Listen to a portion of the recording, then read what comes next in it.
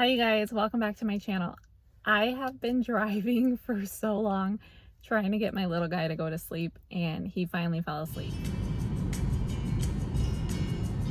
So hopefully the lighting's okay. I didn't expect to get such a late start today. I got my coffee a while ago and it's starting to cool off. By the way, is anyone else excited for Roll Up the Rim to start soon at Tim Hortons? I know all you Canadians know what I'm talking about. So today I want to switch gears a little bit and talk about my experience with nursing, in particular travel nursing. Nursing has been such a huge part of my life that I want to share it with you guys and my experiences and adventures along the way. I've learned so much about nursing over the years, and I think I have a lot of good tips to offer you guys for anyone who's thinking about becoming a nurse, or if anyone's thinking about becoming a travel nurse. I have been through it and I can help you guys. I am a warm weather person. I love sunshine. I love being outdoors.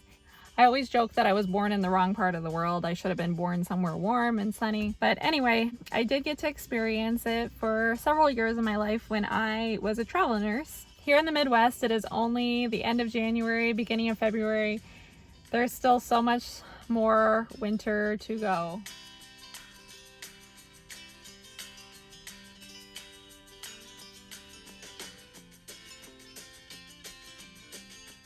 I've been finding myself daydreaming about my days living in Southern California. I've been talking to my friends about the weather out there, and they're sending me pictures of blue skies and sunshine.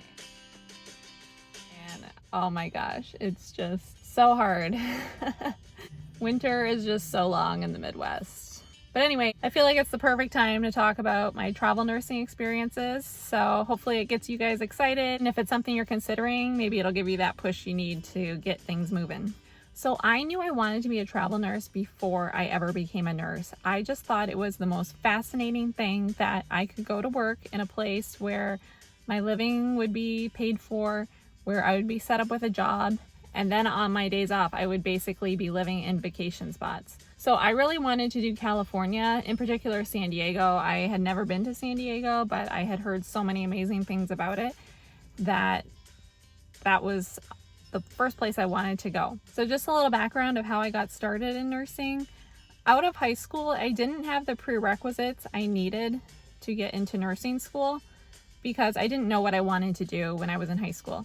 So I spent 2 years doing part-time classes at night to get the prerequisite sciences to get into nursing school. And then during the day, I was working as a waitress at the time. So I got all the sciences I needed, attending night classes. And when I was 20, I got accepted into nursing school. And just a fun thing to know, my older sister also got into nursing school with me. So we did our degrees together. So I got accepted into the Bachelor of Science in Nursing program in Canada, and I completed a 4-year degree. And then the next step for travel nursing is to get some experience. So most travel nursing agencies require 2 years experience. My very first job was in the emergency at a local hospital near my hometown. Right from when I graduated, I went right into emergency. So that was my dream, to be an emergency nurse. Every day is different, every day is exciting. You never know what's going to happen, and I just love that. I kind of fly by the seat of my pants anyway in life, so it suited me really well. So I got some nursing experience there. I went through about a 6-month training program in that ER, which they offered, so that was really helpful. And then I was able to work on my own in the emergency. So while I was working in Canada, I was also preparing to get my US license and take the US NCLEX exam, because I knew my goal was to become a travel nurse, so I started to work on that. And it's a lot of effort and paperwork if you're transferring from Canada to the US. If you're already trained in the US, that's a huge step you can eliminate, because it's a lot to become a nurse in the US if you were trained in Canada. So I was figuring out all the paperwork to take the US nursing exam, the NCLEX, and finally I got approved to take it. I took the exam, and that was just one step. My mom is American, so I was able to get a US passport and be able to work in the US. So that was a nice perk that I just kind of fell into. Most people have to get a work visa to be able to work in the US. I didn't have to do that. So the first US nursing license I got was in Michigan because that was right across the border from where I lived in Canada. I did some interviewing at different hospitals and I got a job just outside of Detroit at a hospital in the emergency room. And let me tell you, this job was one to remember. I worked the night shift because that's all they had open. It was 12-hour shifts. It was such an intense job. It was always busy, and I don't ever remember getting a break at this hospital. I think I was there about 8 months, and I never got a break. They did not have good nursing ratios. Sometimes I would have up to 8 patients, so I just remember being so exhausted after every shift. And if I had some really sick patients, that was just so hard. I mean, I would walk out of there numb. I knew this job was not long-term for me. This was just a stepping stone for the travel nursing that I really wanted to do. It got me some more experience, but it was an intense job. So while I was working there, I was getting everything set up to become a travel nurse. For me to get my California nursing license, it took several months. I had to get the fingerprinting done. I had to do all the paperwork, and it varies from state to state. Sometimes they can rush it. But for me, getting my California license took a while. So finally, everything aligned and I was good to go.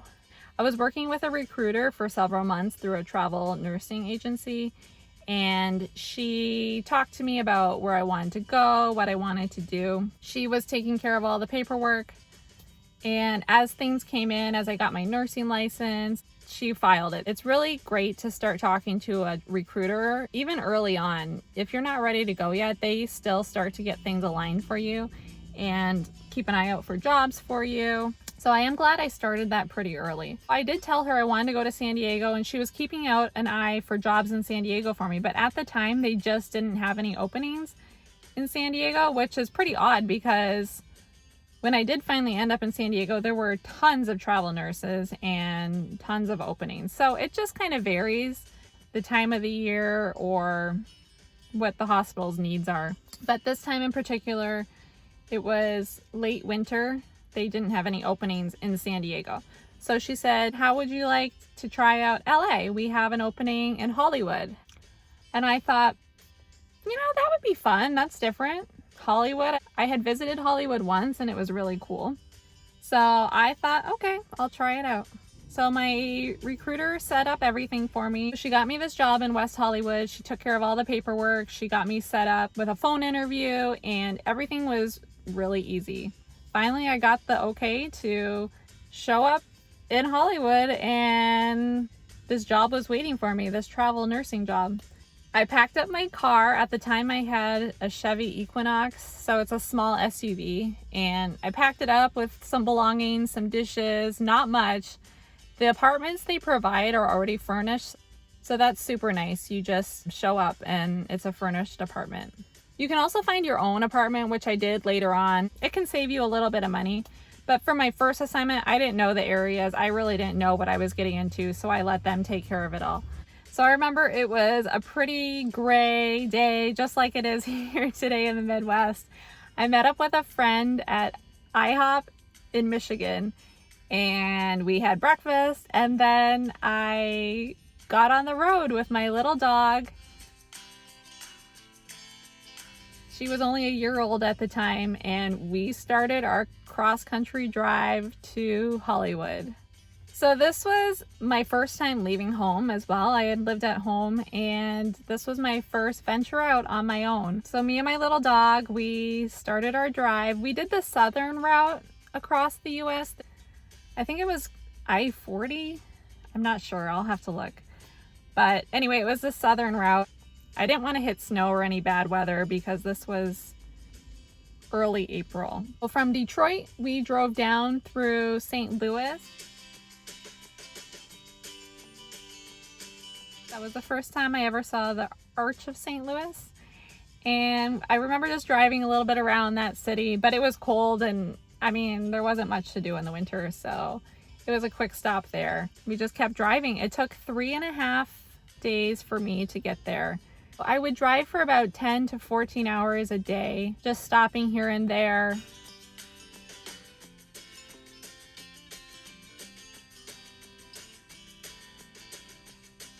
I got a hotel a few nights.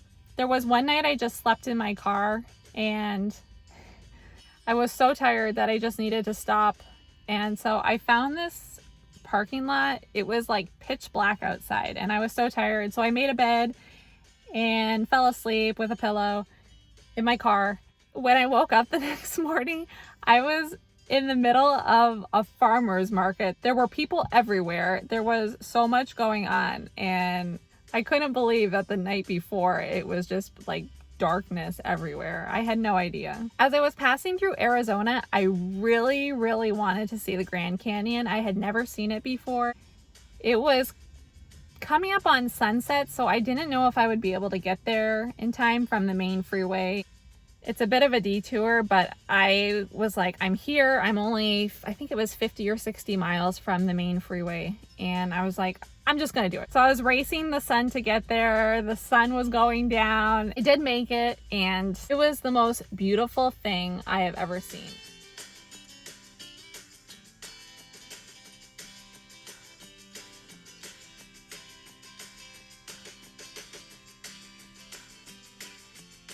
Pictures of the Grand Canyon do not do it justice. Like when you are standing at that edge, looking down into it, you just can't even believe it's real. It's one of the most striking things of nature.